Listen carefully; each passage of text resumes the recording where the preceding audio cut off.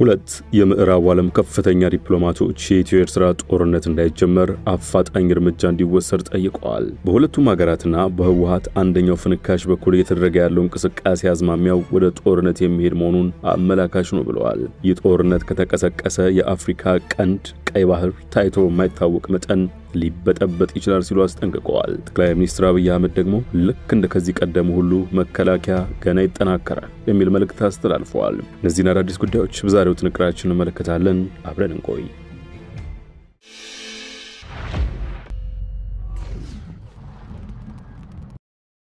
ፓይቶኖፍ በጆ ባይደን አስተዳደር ዘመን የዩናይትድ ስቴትስ አሜሪካ የአፍሪካ ቀንድ ምክትል ልዩ መልእክተኛ፣ ለሁለት ፕሬዝዳንቶች ደግሞ በሱዳን አማካሪና የመካከለኛው ምስራቅ ልዩ መልእክተኛ ሆነው አገልግለዋል። አሌክሳንደር ሮዶስ የቀድሞ የአውሮፓ ህብረት የአፍሪካ ቀንድ ልዩ መልእክተኛ፣ በአሁኑ ወቅት ደግሞ በዩናይትድ ስቴትስ የሰላም ኢንስቲትዩት የቀይ ባህር ጥናት ግሩፕ ከፍተኛ አመራር ናቸው። ሁለቱ ጉምቱ ዲፕሎማቶች ታዲያ አፍሪካ ቀንድንና ቀይ ባህርን ጂኦፖለቲካዊ ሁኔታ በሚገባ የሚያውቁ ሲሆን በተነባቢውና የምዕራቡ ዓለም ፖሊሲ አውጪዎች ይከታተሉ በሚባሉለት ፎሪን ፖሊሲ ላይ ኢትዮጵያን ኤርትራን የተመለከተ መጣጥፍ አለንባብ አብቅተዋል። የጽሑፋቸው ርዕስም ቀጣዩ የኤርትራ ጦርነት ከመጀመሩ በፊት አስቆሙት የሚል ነው።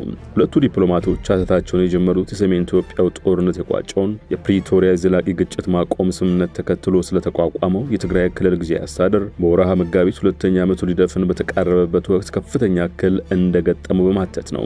ህወሓት በጌታቸው ረዳና በደብረጽዮን ገብረ ሚካኤል በሚመሩ አንጃዎች ለሁለት እንደተሰነጠቀ የሚያትት ዲፕሎማቶቹ ይክፈፍል ደግሞ ትግራይ ሰራዊት ሲሉ ወደ ጠሩት ቲዲኤፍ መግባቱን ማመልክተዋል። ይህን ተከትሎ የትግራይ ክልል ጊዜያዊ አስተዳደር ፕሬዝዳንትና የአንደኛው ህወሓት ፍንካች መሪ ጌታቸው ረዳ ሶስት ወታደራዊ አዛዦችን በአስተዳደራቸው ላይ ሴራ እየጠነሰሱ ነው በሚል ምክንያት ከስራ ማገዳቸውን ያውሳል። በማግስቱ ደግሞ የትግራይ ሰራዊት አባላት ምስራቃዊ ትግራይ አካባቢዎችን ከጊዜያዊ አስተዳደሩ በመንጠቅ ተቆጣጥረውታል ይላል። ከዚህ በኋላ ጊዜያዊ አስተዳደሩ ላይ መፈንቅለ መንግስት አሊያም አንዳንድ አመራሮች ላይ ግድያ የመፈጸሙ ነገር በቸልታ የሚታይ መሆን የለበትም ሲሉም አሳስበዋል። ቀጣናዊና ዓለም አቀፋዊ አስተላለፎችን ከግምት ውስጥ በማስገባት በትግራይ ያለው ፖለቲካና ደህንነት አለመረጋጋት ክብሪት እስኪለኮ ስለሚጠብቀው የኢትዮጵያና ኤርትራ መንግስታት ጦርነት መነሻ ሊሆን ይችላል። እንዲህ አይነት ጦርነት ደግሞ ከሱዳን እርስ በርስ ጦርነት ጋር ተዳምሮም ዓለም አቀፋዊ ሰደድ እሳት ያቀጣጥላል። በአፍሪካ ቀንድ ተጨማሪ አለመረጋጋትን ያዋልዳል። በአፍሪካ ቀንድ ያሉ አዳዲስ ጉዳዮች መታየት ያለባቸው ቀይ ባህርን ለመቆጣጠር የሚፈልጉትን የገልፍ ሀገራትን ጭምር በአውዱ ውስጥ ማስገባት ነው። ለምሳሌ ኢትዮጵያ የዩናይትድ አረብ ኤሚሬትስ ጥብቅ ወዳጅ እንደመሆኗ ሳውዲ አረቢያ ኢትዮጵያ በቀይ ባህር የሚኖራትን ወታደራዊ ይዞታ በበጎ ላትመለከተው ትችላለች የሚሉት እነዚህ ዲፕሎማቶች በመቀጠል ወደ ኤርትራ ይሻገራሉ። በሰሜን ኢትዮጵያው ጦርነት ወቅት በጋራ የተሰለፉት አዲስ አበባና አስመራ ከፕሪቶሪያው ስምምነት በኋላ ግንኙነታቸው ላይ ንፋስ መግባቱን ያስታውሳሉ። በዚህ ወቅት በሁለቱ ሀገራት መካከል አለመተማመንና መወነጃጀል አይሏል። አዲስ አበባ አስመራ የፕሪቶሪያውን ስምምነት ለማደናቀፍ እየሰራች ነው፣ ትግራይን እያመሰች ነው፣ በሌሎች ኢትዮጵያ አካባቢዎችም ታጣቂ ኃይሎችን እየደገፈች ነው ስትል ተከሳለች። በአንጻሩ አስመራ ደግሞ የኢትዮጵያ መንግስት የቀይ ባህር በር ፍላጎቱን ከሶማሊላንድ ጋር አልሳካ ሲል ኤርትራን በኃይል ወደ ኢትዮጵያ ሉዓላዊ ግዛት በመቀላቀል አሰብና ምጽዋን ለመቆጣጠር አስቧል። ብርጌድና ሐማዱ የተባለ ኢሳያስ አፈወርቂ መንግስትን ተቃዋሚዎችን በድብቅ ሳይሆን በአደባባይ በአዲስ አበባ እንዲሰባሰቡ ፈቅዷል፣ ድጋፍም አድርጓል ስትል ተወነጅላለች። በኢትዮጵያ ፌደራል መንግስት ጦር በኤርትራ መከላከያና በትግራይ ሰራዊት በጥቅሉ በሁሉም በኩል የሚታየው በፍጥነት የታጀበ ወታደሮች ስምሪት ጦርነቱ አይቀሬ መሆኑን አመላካች ነው። ትግራይ ክልል ጊዜያዊ አስተዳደር ምክትል ፕሬዝዳንትና የቀድሞ ኢታማዦር ሹም ሌተናንት ጄኔራል ጻድቃን ገብረትንሳኤም ከ3 ቀናት በፊት ይህ አሳስቧቸው አፋጣኝ እርምጃ እንዲወሰድ መጠየቃቸውን ሀተታው አውስቷል። ጠንቃቃ ጎረቤት ሀገራት ግጭት ቀስቃሽ በሆኑ ሀገራት ሲከበቡ ለሁሉም ውጤቶች ራሳቸውን ያዘጋጃሉ። ግና አዲስ አበባ አስመራና የትግራይ ኃይሎች ለጦርነት እንደመዘጋጀታቸው መጠን ወደፊት መግፋት እንጂ ሁኔታውን ለመቀልበስ አይሆንላቸው። በሁሉም ኃይሎች በኩል ያለው በራስ ጦር የመተማመን ሁናቴ ለጥቂት ጊዜያትም ቢሆን አብሯቸው ሊቆይ ይችላል። ጦርነቱ ከተቀሰቀሰ ግን ለወራት አሊያም ለዓመታት ሊዘልቅ ይችላል። የቀጣናውን ደህንነት ከመበጥበጡም በላይ በቀይ ባህር ላይ ፍላጎት ያላቸውን የገልፍ ሀገራትና ሌሎችንም ወደ ምህዋሩ ይስባል። ባጭሩ ለማስቀመጥ ጦርነቱ በትግራይ ቢቀሰቀስ እንኳን በትግራይ ብቻም ተወስኖ አይቀርም።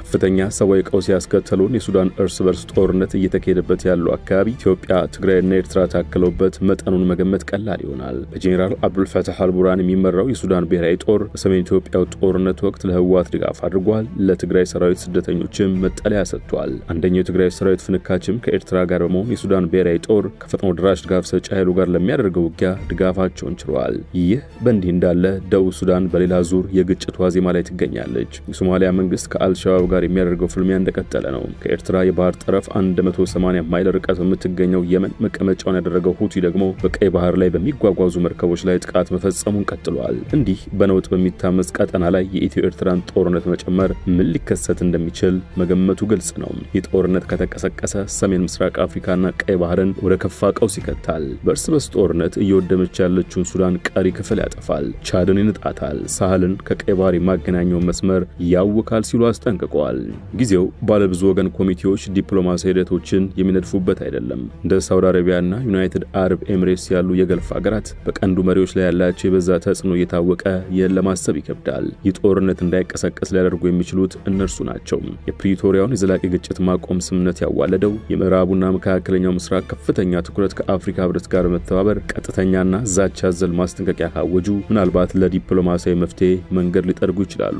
የጥምረት ዓላማው የሀገር ውስጥ ተዋናያንና የገልፍ ሀገራትን ፍላጎት ወደ ጠረጴዛ በማምጣት የኢትዮጵያ ኤርትራና ሱዳን ግጭትን ለመፍታት ይረዳ ይሆናል። ይህ ምናልባት በገደል አፋፍ ላይ ያለውን ተጨማሪ ቀውስ ሊቀለብሰው ይችላል። ይህ ውድቅ ከሆነ አሊያም ካልተሳካ ግን በዲሞክራቲክ ሪፐብሊክ ኮንጎ፣ ሱዳንና ዩክሬን ካሉት ቀውሶች በላቀ ደረጃ መላውን ቀይ ባህር አካባቢ ወደ ትርምስ የሚያስገባም ለስርዓት አልበኞች የመሬት ነጠቃ የድንበር ማሻሻያ እንዲያደርጉ መንገድ የሚጠርግና ፍቃድ የሚሰጥ ይሆናል ሲሉም በብርቱ አስጠንቅቀዋል። ሁለቱ የአሜሪካና አውሮፓ ህብረት ዲፕሎማቶች ማስጠንቀቂያቸውን በተነባቢ ፎሪን ፖሊሲ ላይ ቢያሰፍሩም መሬት ላይ ያለው ሀቅ ግን ከዚህ በተቃራኒው ነው። በትግራይ ነገሮች ተባብሰው ቀጥለዋል። ለአብነት በደብረ ጽዮን የሚመራው የህወሓት አንጃ ጌታቸው ረዳን ቡድን ከሃዲ ሲል ሰይመው መግለጫ አውጥቷል። ጌታቸው ረዳም መቀሌ ሳይሆን እዚያ አዲስ አበባ ተሰይመው መግለጫ ሰጥቷል። ፌደራል መንግስቱ ያቀረበውን ጥሪም ብሔራዊ ክህደት ሲሉ ፈርጆታል። በመግለጫው በትግራይ ጸጥታ ኃይሎች የተጀመረው ህገ መንግስታዊና የህግ የበላይነት የማስከበር ንቅናቄ የፕሪቶሪያውን የዘላቂ ግጭት ማቆም ሂደት ያከብራል እንጂ የሚጥስ አይደለም ብለዋል።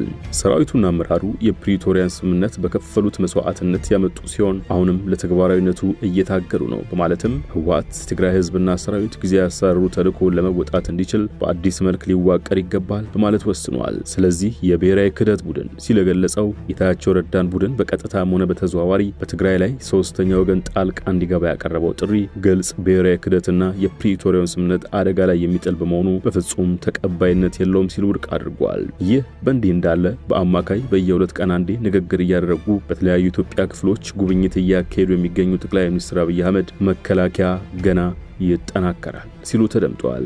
መከላከያ እንደ ተቋም በሰው ኃይል ብቻ ሳይሆን በእውቀት በማድረግ አቅም በሀብት እያደገ እንዲመጣ ማድረግ ያስቻለ ስራ እየሰራችሁ ነው። ኢትዮጵያ አፍሪካ ውስጥ ዝቅተኛ ሪሶርስ ለመከላከያ ከሚመድቡ ሀገራት ተርታ ትመደባለች። ከዚያው ሀብት ላይ እንደዚህ ያለ ቋሚ ነገር ስትሰሩ ማየት በጣም ልብ የሚያሞቅ ስለሆነ እዚህ ያላችሁ ጀነራል መኮንኖች ፊልድ ማርሻልን ጭምር አደራ ማለት የምፈልገው ልማት የማያለማ ሰርቶ የማይሸጥ ገንብቶ የማይሸጥ አርሶ ራሱን የማያበላ ልብስ ሰፍቶ ራሱን የማያለብስ ወታደር ሀገር እየበላ የሚኖር ስለሚሆን ማልማትና ገንዘብ ማምጣት መቻላችሁ በእጅጉ አስፈላጊ ነው። አንዳንድ ደካማ ሰዎች ሰሞኑን በአጋጣሚ ሲመረቁ ካዩአቸው ሰዎች ተነስተው መከላከያ ኢንዱስትሪ ትኩረት አግኝቶ ሌሎች ነገሮች ቀርተዋል የሚል ሮሮ ሲያሰሙ ይደመጣል። መከላከያ ገና አልጀመርንም፣ ብዙ ኢንቨስት እናደርጋለን። የሸገር ታይምስ ተከታታዮች ዛሬ ያሰናዳልናችሁ ጥንቅር በዚሁ ተቋጭቷል። ስለተከታተላችሁን አመሰገንን። ጤና ይስጥልን።